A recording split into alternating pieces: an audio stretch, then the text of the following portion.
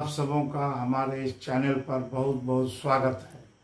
मैं इस चैनल पर माध्यमिक और कंपटीशन के रोचक तथ्य रोज लाता रहता हूं।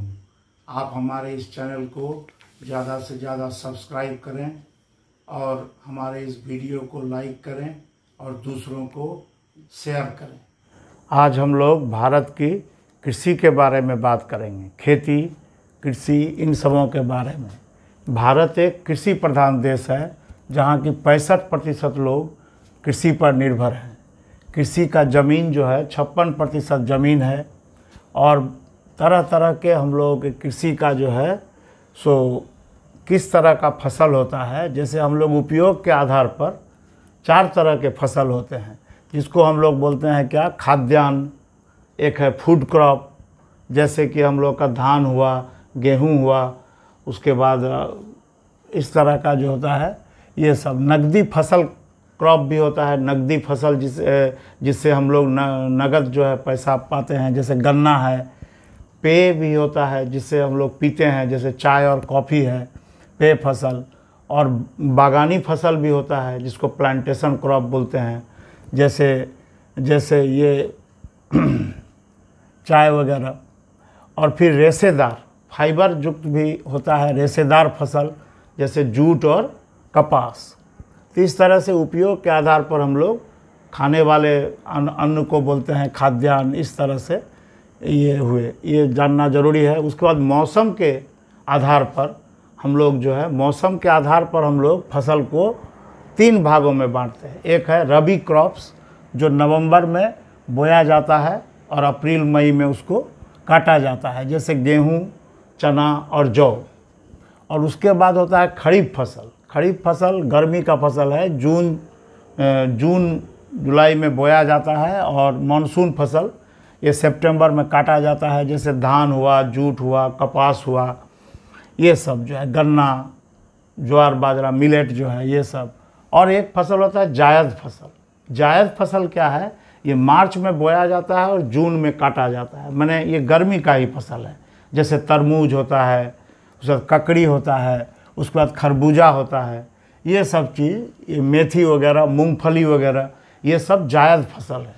तो रबी फसल हम लोग याद रखेंगे। रबी में आ गया गेहूँ, चना, जौ, ये सब। तो इस तरह 3 तरह के मौसम के आधार पर फल होते हैं, माने फसल होते हैं। और उपयोग के आधार पर जैसे खाद्यान्न हुआ, ये सब। अब भारत में किसको क्या बोला जाता है, जैसे गोल्डन फाइबर, ये किसको बोला जाता है, पाट को बोला जाता है या जूट को। धान भंडार किसको बोला जाता है, ये गोदावरी और कृष्णा के डेल्टा को बोला जाता है धान भंडार भारत में। भारत का खाद्य भंडार किसको बोला जाता है, पंजाब को। पंजाब में बहुत ही अच्छा गेहूं होता है और प्रति हेक्टेयर बहुत ही वहाँ कृषि जो है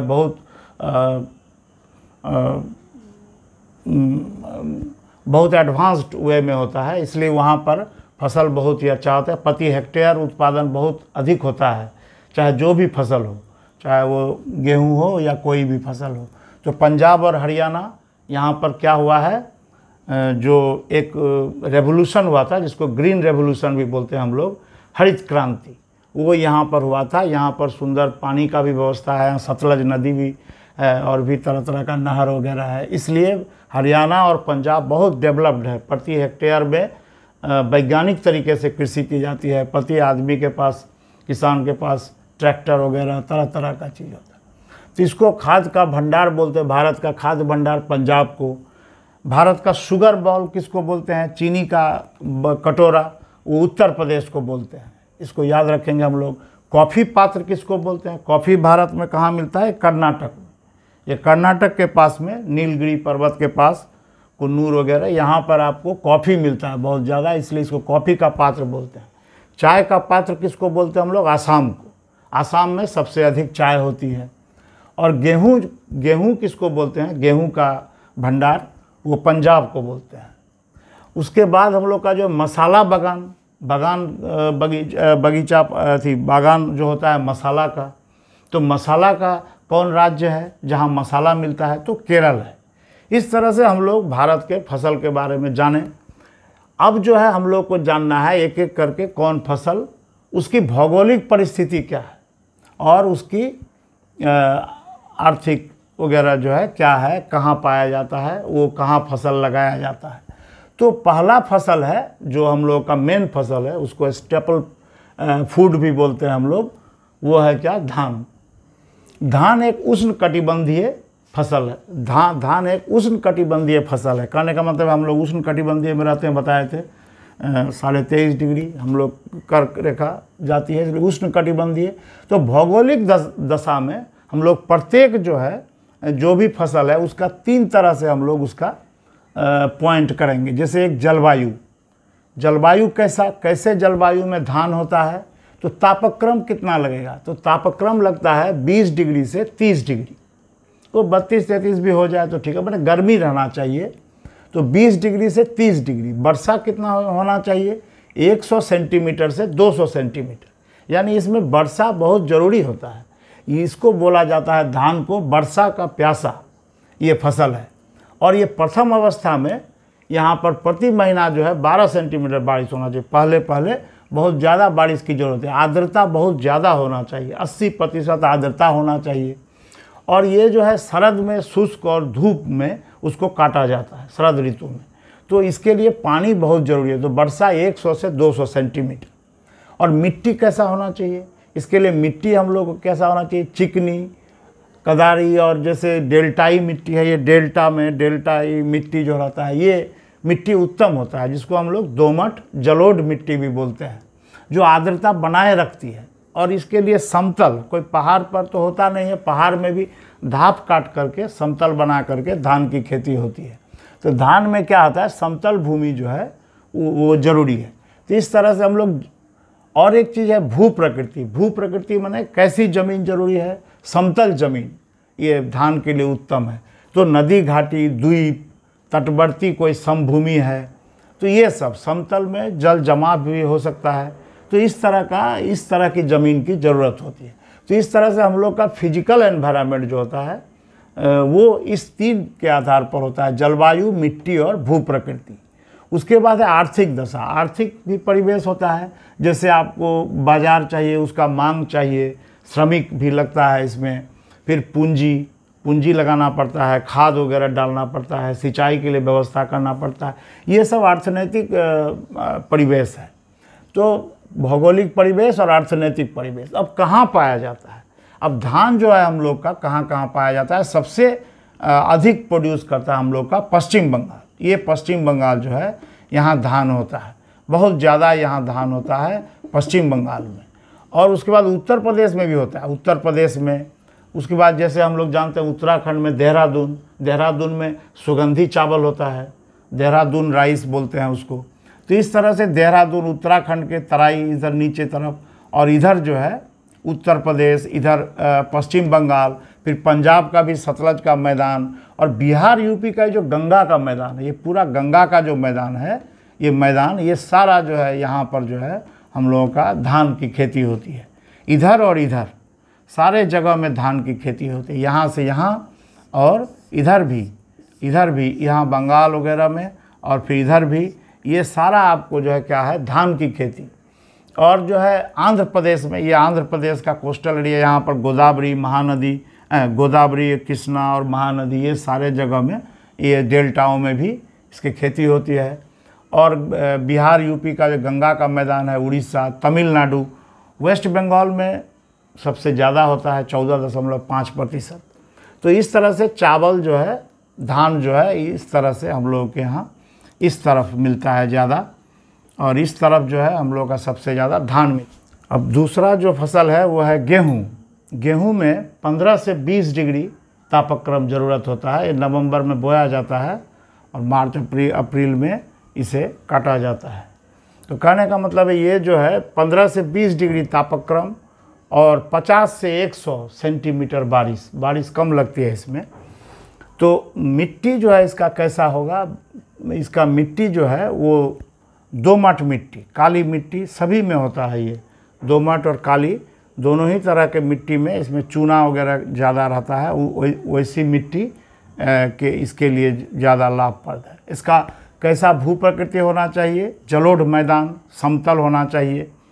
हाँ, जल जमने पर दिक्कत होता है गेहूँ में।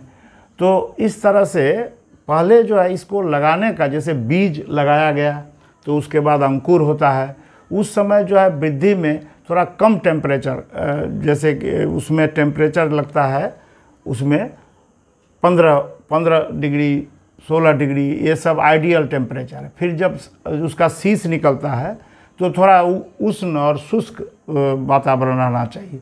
फिर दाना जब उसका पुष्ट होता है गेहूं का, तो उस समय ज़रा वर्षा होने से बढ़िया रहता है। तो हम आप लोग को बताए थे कि इधर से वेस्टर्न डिस्टर्बेंस होता है, पश्चिमी विक्षोभ, जो दिसंबर जनवरी में बारिश कराती है, दिसंबर जनवरी फरवरी में बारिश कराती है ये सब क्षेत्र में। कहाँ पर? ये जो है पंजाब हरियाणा ये सब साइड में, राजस्थान इधर थोड़ा बहुत, यहाँ पर जो है बारिश होती है। तो इससे क्या होता है, इस फसल को उस समय जो है दाना पुष्टि में मदद मिलती है। ये बारिश बहुत लाभप्रद होता है, जो पश्चिमी विक्षोभ का बारिश है। और पकने के समय इसमें धूप रहना चाहिए, पकने के समय पूरा धूप रहना चाहिए, उस समय नहीं होना चाहिए। लेकिन गेहूं का दाना जो है पुष्ट पकते समय पाला रहित भी होना चाहिए, साफ दिन होना चाहिए। पकने के समय में पाला रहित और साफ दिन, माने धूप रहे ऐसा दिन होना चाहिए। लेकिन बीच में जब दाना की पुष्टि के लिए वर्षा की ज़रूरत होती है तो पश्चिमी विक्षोभ से पंजाब और हरियाणा को मिल जाता है, इसलिए पंजाब और हरियाणा गेहूं में इतना विकसित है। तो इस तरह से ये जो है हम लोग कहाँ मिलता है, ये नॉर्थ वेस्ट मध्य भारत की मुख्य फसल है। पूरा नॉर्थ वेस्ट को लीजिए या मध्य भारत में लीजिए तो ये मुख्य फसल है। जो कहाँ होता है, उत्तर प्रदेश में होता है, पंजाब और हरियाणा में सबसे ज़्यादा हेक्टेयर में ये होता है, फिर मध्य प्रदेश में होता है, फिर गुजरात के इधर भी थोड़ा होता है, और क्या होता है राजस्थान में भी इस तरफ जो है, इस तरफ होता है।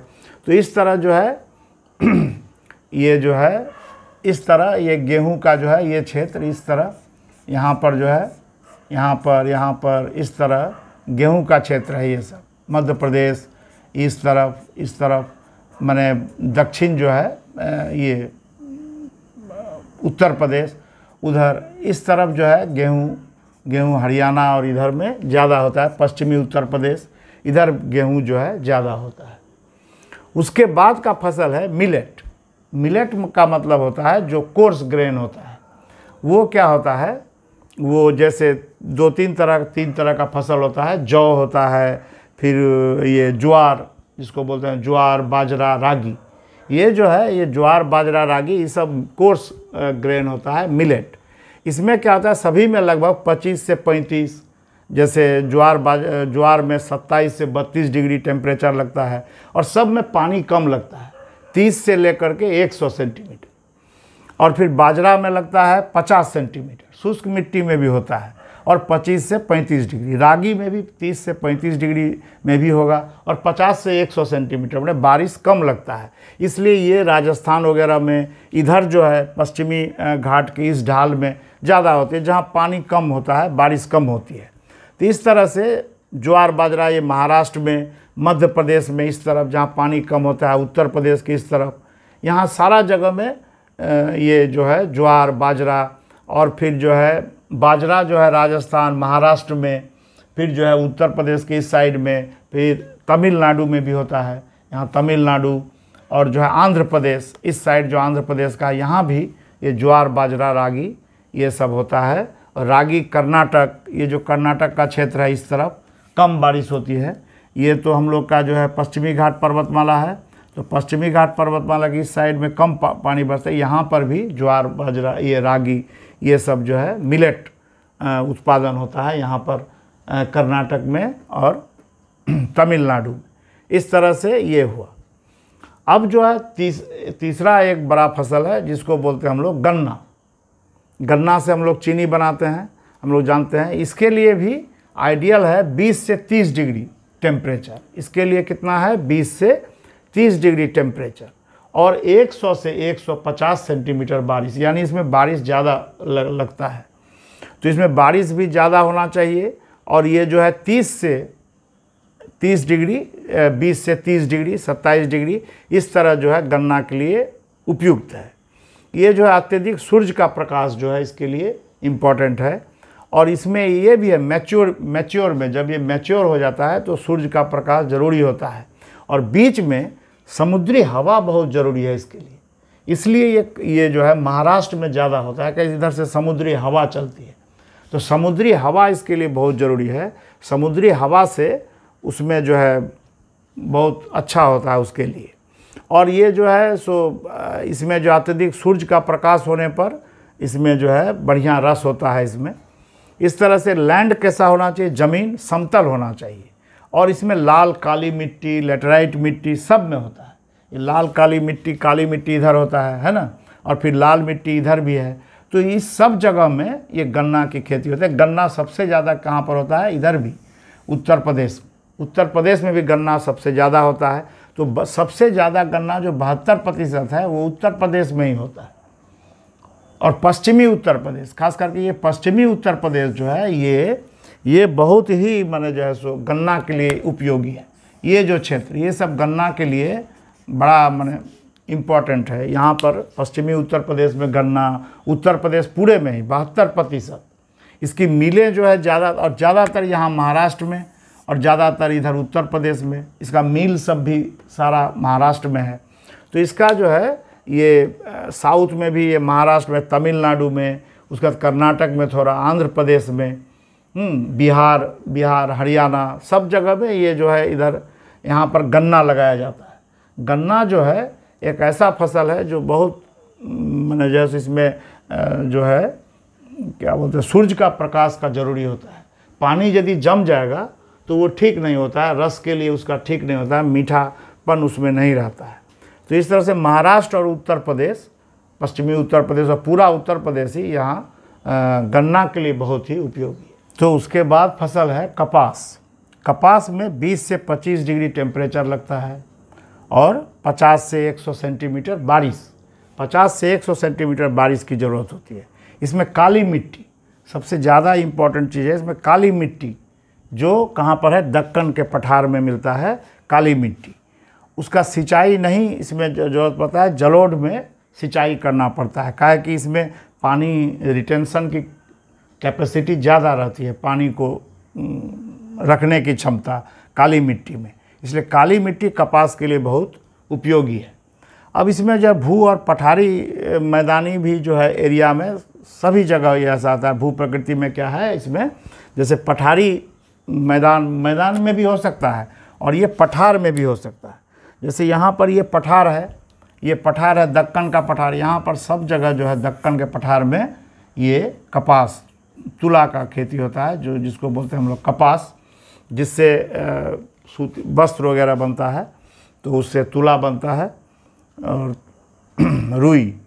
तो पठारी और मैदानी, ये पठारी भाग में भी मिलेगा, मैदानी भाग में भी यहाँ पर होता है। तो इस तरह से ये दोनों जगह होता है। और ये जो है सो महाराष्ट्र और वेस्टर्न घाट के पूर्वी, मैंने महाराष्ट्र का जो है पूर्वी तरफ, इस तरफ यहाँ पर जो है ये जो है बहुत ज़्यादा यहाँ पर होता है कपास चारों तरफ। और क्या है, वेस्ट मध्य प्रदेश, ये मध्य प्रदेश है, यहाँ भी होता है। मध्य प्रदेश के वेस्ट में थोड़ा, पश्चिम में, फिर नर्मदा, फिर कर्नाटका, हाँ, फिर जो है सो यहाँ पर है जो आंध्र प्रदेश, इस तरफ भी होता है, तमिलनाडु, हाँ, पंजाब हरियाणा में भी होता है कपास थोड़ा बहुत, है ना। तो इस तरह से, लेकिन मेन है यही महाराष्ट्र में। और इस तरफ जो है, इस तरफ दक्कन का पठार, पूरा दक्कन का पठार ही यहाँ पर तुला का जो है इस तरह कपास की खेती होती है। अब है चाय, पेय पदार्थ में चाय जो चीन से आया हम लोगों के देश में, हाँ। और ये जो है चाय जो है हम लोगों का ये आसाम, सबसे ज़्यादा आसाम में मिलता है और यहाँ जो है दार्जिलिंग में भी मिलता है। तो आसाम जो है ये चाय जो है एक बहुत बड़ा माने देश है भारत उत्पादक में, और ये उपभोक्ता भी है, बड़ा उत्पादक भी है, उपभोक्ता भी है। कहा कि यहाँ 28% विश्व की जो है चाय यहाँ मिलता है और 15% वर्ल्ड की भागीदारी भी है चाय में। हम लोग चाय पीते हैं, भारत के लोग सभी जगह चाय का दुकान रहता है और चाय पीने का हम लोग आदी हैं। तो भारत के लोग चाय ज़्यादा पीते हैं, कॉफ़ी नहीं। तो ये मानसूनी जलवायु, यहाँ सदाबहार झाड़ी होता है, 3 मीटर ऊंची ऊंची, ये जो है 3 मीटर तक ऊंची इसकी झाड़ी होती है, जो उसको काट लिया जाता है, थोड़ा सा पत्ता वगैरह काट करके उसको क्या करता है 2 मीटर रहने दिया जाता है। 24 से 30 डिग्री ग्रीष्म काल का तापमान रहना चाहिए, 24 से 30 डिग्री। और इसमें जो है कम ताप में इसका ग्रोथ नहीं होता है, मतलब ठंडा में ये बढ़ता नहीं है। इसलिए ठंडा में जो है नवंबर से मार्च तक कोई भी चाय का जो है वो पत्ता नहीं किया जाता। अक्टूबर से ही लगभग बंद हो जाता है, लास्ट से कोई भी पत्ता नहीं तोड़ा जाता है इसका, तो इस तरह से इसका ग्रोथ रुक जाता है ठंड में। तो इसमें गहरी दोमट मिट्टी लगती है, जिस मिट्टी में रहेगा लोहा, फास्फोरस, पोटास, इसकी प्रधानता होती है। तो वहाँ पर जो है ये अम्लीय मिट्टी में सबसे ज़्यादा होती है। चाय और कॉफ़ी, इसको याद रखेंगे हम लोग कि अम्लीय मिट्टी में ज़्यादा होती है। तो ये जो है पहाड़ के ढाल पर होता है, पहाड़ के इस ढाल पर। तो जैसे दार्जिलिंग, कार्सियांग, कालिम्पोंग, ये सारे डिस्ट्रिक्ट में, और डुआर्स नीचे में भी। और इधर जो है ये जो है आसाम में चारों तरफ जो है आसाम में ये जो है सबसे बड़ा चाय उत्पादक है, 51%। और ये सब है दार्जिलिंग का चाय का महक जो है वर्ल्ड में सुंदर है, ये सुंदर उसका एक सेंट होता है, फ्रेग्रेंस होता है। तो इस तरह से हम लोग ढालू ज़मीन, और जड़ में इसमें पानी नहीं लगना चाहिए, इसके जड़ में, इसलिए ये छाया भी थोड़ा पसंद करता है। इसलिए बीच बीच में इसके गाछ लगाया जाता है बीच बीच में, ताकि इसको छाया मिलते रहे। तो असम 51% चाय का उत्पादन करता है, और जो है ये पश्चिम बंगाल हम लोगों का वो 23%। और साउथ में भी है, दक्षिण में हम लोग जानते हैं नीलगिरी, अन्नामलाई, ये सब जो है तमिलनाडु, कर्नाटक और केरल, ये जो है यहाँ पर जो पहाड़ी अंचल है यहाँ भी चाय होता है थोड़ा बहुत।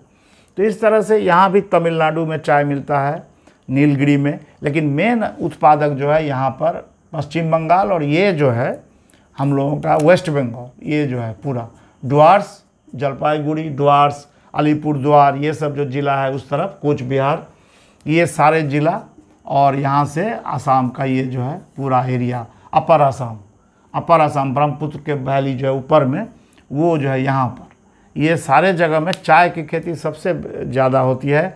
अंग्रेज़ लोग जो है चाय ला करके यहाँ पहला चाय बागान दार्जिलिंग ज़िला के कार्सियांग में जो है लगाए, मकई बाड़ी करके है, वो पहला चाय बागान था जो अंग्रेज़ लोग चाइना से यहाँ पर लाए, और यहाँ पर जो है भारत के लोगों में चाय पीना आरंभ किया, वो लगभग मैंने 1800 में। और ये श्रीलंका का चाय भी बहुत बढ़िया होता है। श्रीलंका का चाय हम लोगों को अभी टक्कर दे रहा है अंतर्राष्ट्रीय बाज़ार में।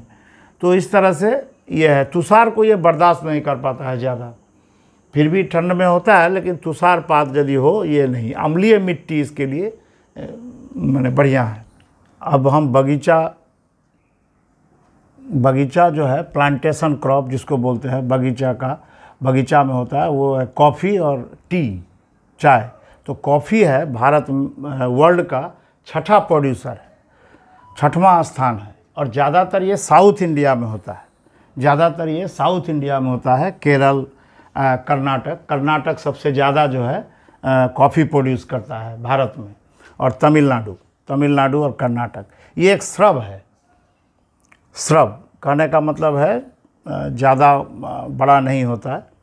तो इसमें क्या लगता है, इसमें जो है टेम्परेचर 20 से लेकर के 30 डिग्री, कहने का मतलब जब ऊंचाई पर होता है तो 20 से 25 डिग्री, और यदि नीचे में हुआ तो 20 से 32 डिग्री, इस तरह के टेम्परेचर में ये होता है। लेकिन इसमें बारिश चाहिए 100 से 200 सेंटीमीटर, जिस तरह ठीक जो है चाय में भी चाहिए उसी तरह इसमें भी चाहिए, लेकिन बारिश रुकना नहीं चाहिए उसके अंदर में, लेकिन बारिश चाहिए, कुहासा, बारिश, ये सब इसके लिए जो है ज़रूरी है। और ये किस तरह जो है, इसमें कहने का मतलब इस तरह का जो है ये ऐसा है कि इसमें पानी जमने से इसके जड़ में क्षति हो जाती है, और ये साउथ के पहाड़ी पर जो है 500 से 1500 मीटर तक ये जो है होता है। तो इसमें क्या करते हैं हम लोग, जो इसमें आर्द्रता, कुहासा, ये गाछ की वृद्धि में सहायक होता है। और समुद्र से जो हवा आती है, यहाँ पर समुद्र है, समुद्र से जो हवा आती है इधर, तो उसमें इसके खेती में हेल्प होता है। स्नोफॉल तूफ़ान से इसमें क्षति होती है, इसलिए ये साउथ में इस तरह का तूफ़ान वगैरह कम आता है, इसलिए जो है यहाँ पर ये बढ़िया होता है तूफ़ान। और कोई स्नोफॉल तो साउथ में होता नहीं है, इसीलिए ये ठीक है। अब जो है सो इसमें छाया प्रदानकारी गाछ वगैरह भी लगाया जाता है बीच में, जैसे प्रत्यक्ष सूरज की किरण इसको क्षति करता है, इसलिए इस बगीचे में केला, भुट्टा, इन सबों को छाया प्रदानकारी गाछ लगाया जाता है। अब इसमें जो है ये इस गाछ में पहले हम लोग को क्या चाहिए, नियमित वर्षा चाहिए, आर्द्रता चाहिए, कुहासा चाहिए, और ये गाछ की वृद्धि में सहायक होता है। और आर्द्रता, सामुद्रिक आर्द्रता भी इसको हेल्प करता है।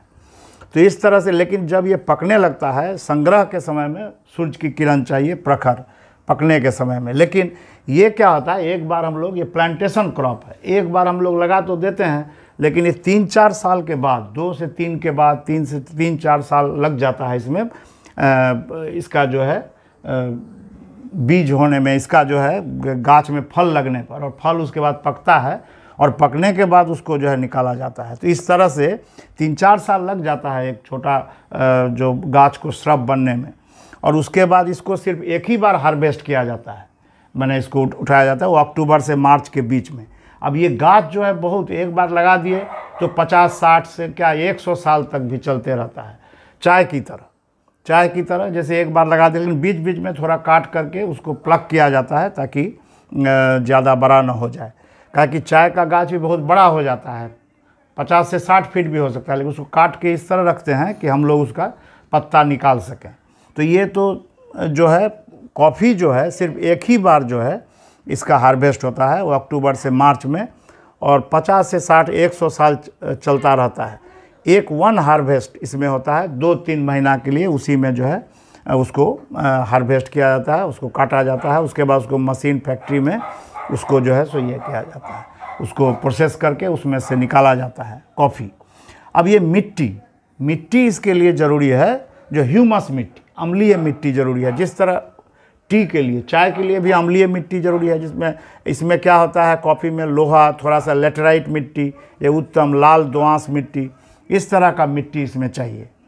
और जो है तो ये भी, जैसे इसमें चाय और कॉफ़ी में बहुत सिमिलरिटी है, जैसे ये भी झाड़ी तरह का है, ये भी झाड़ी, और ये चाय पहले चीन में आया, फिर भारत में, और कॉफ़ी जो है ये हम लोग के सिर्फ साउथ में मिलता है। लेकिन अब अभी जो है इधर थोड़ा आंध्र प्रदेश और थोड़ा उड़ीसा में भी इसका खेती होता है कॉफ़ी का। लेकिन मेनली कॉफ़ी जो है केरल, कर्नाटक, इसी में कर्नाटक है सबसे बड़ा उत्पादक जो है क्षेत्र, और तमिलनाडु, कर्नाटक, तमिलनाडु, और ये नीलगिरी और उसके आसपास और भी जो पठारे हैं वहाँ पर जो है ये कॉफ़ी का गाछ जो है इम्पोर्टेंट ये है।